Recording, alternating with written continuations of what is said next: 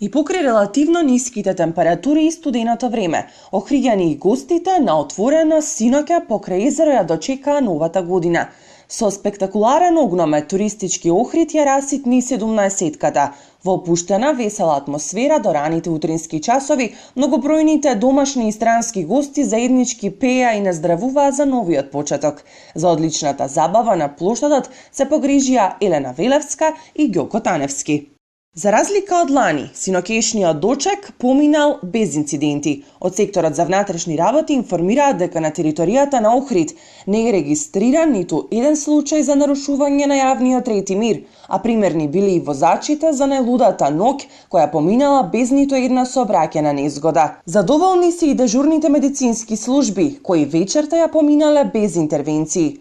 Новата година на Охридската ривиера ја раздени сончево и топло време непогодно за туристите, кои велат дека уживаат максимално. Празнуваме нова година тука во вашиот град, во Охрид, многу сме доволни од посрещането. Прво да му честитам на сите во Македонија нова година, да имат прво здравје, љубов, мир, да се сакат. Прославите продолжуваат и вечерва во рестораните кафе линијата Баровите, кои оваа година се исполнети до последно место.